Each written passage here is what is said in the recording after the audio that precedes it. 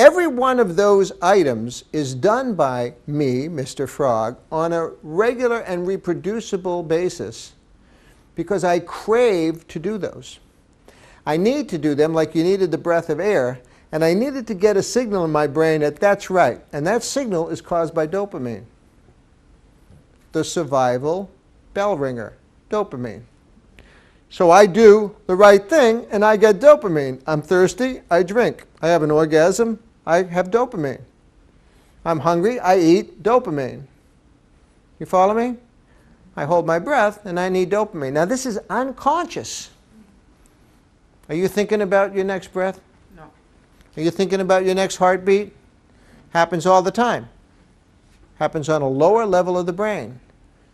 So am I telling you that addiction is unconscious? Absolutely. What happens biochemically is unconscious. Okay. Let's talk about the disease model of other diseases for just a moment. Diabetes happens in the organ called the pancreas. Down here behind the stomach, some islet cells in there make insulin. If those cells are dysfunctional and we're not making enough insulin, what happens is that our blood sugar starts to rise. Certain symptoms come up for the diabetic. They get thirsty. They eat a lot. They pee a lot. Their blood sugar rises. They get blurred vision. Blood vessels get damaged. Small blood vessel organs like the eyes and the heart and the kidneys can get damaged if it goes on longer. And the blood vessels that serve peripheral vascular structures like arteries and peripheral nerves also get damaged. So the set of symptoms is reproducible over and over and over again because of the high blood sugar. And if it gets too high, you can go into a coma, and you can go into renal failure, and you can die. Now what about the heart? You can clog blood vessels in the heart for genetic reasons. Some people have genetic high lipids, or some people can go to McDonald's most of their life. It doesn't make any difference. Okay?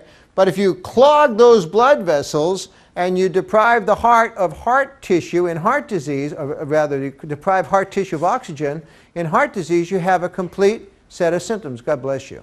Thank you. What are the symptoms that you get?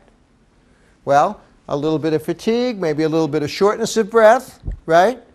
And then eventually chest pain, crushing substernal chest pain. If it goes on, you can develop tissue damage and you can develop rhythm abnormalities called a cardiac arrhythmia, cardiac arrest, down, paddles, and death. Okay? So we have an organ and a cause and effect. Now take a look at addiction. The organ is the midbrain. That's the only brain that the little frog has. I'll show you that in a minute. We have a regulatory dysfunction in the midbrain and the dopamine system. Okay? Not much different than the pancreas and insulin. We have dopamine regulation that's a problem here. And we have a set of symptoms that are reproducible. Can you think of an addict or an alcoholic where you didn't see loss of control, craving, and persistent use despite adverse consequences over and over and over and over again?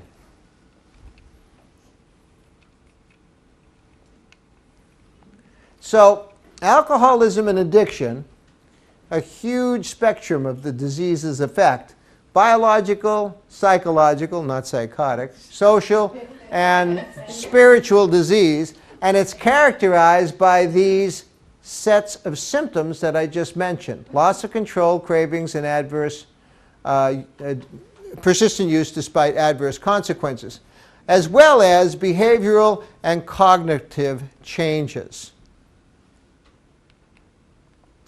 Here's the culprit. Our brain. If you go to the frog, we don't have a laser pointer, do we?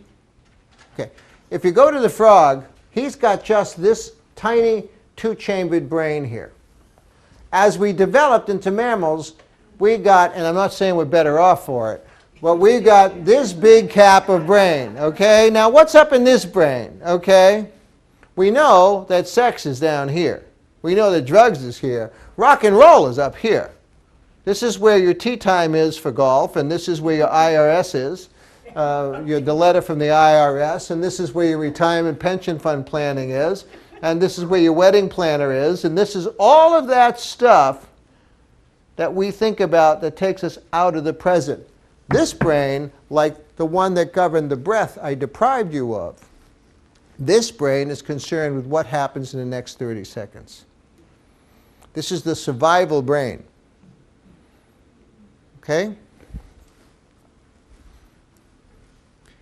It requires dopamine to reward itself with a message that the behavior that we're doing are following the plan of our divine creator, just like the frog, and we are surviving.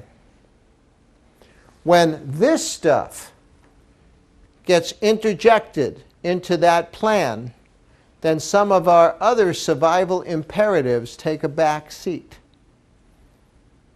But there's no difference between the need for water, the need for air, the need to reproduce, the need to live. There's no difference than the need for this stuff down here when it's in the system, in the alcoholic or addict brain with the chromosomal complement that is required for the disease of addiction. Now, this is kind of interesting.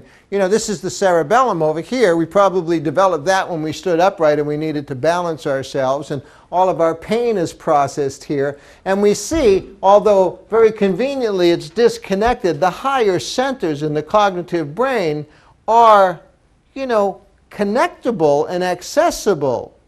But when we're surviving down here, don't tell me what Grandma taught me after church. Don't tell me what my morals are. Don't tell me what my values are. That doesn't hold a candle. I'm talking about breathing. I'm talking about eating. I'm talking about surviving. These things don't make a difference. The nucleus accumbens, and forgive me if I'm repeating what Dr. Davis talked about, but you know that the nucleus accumbens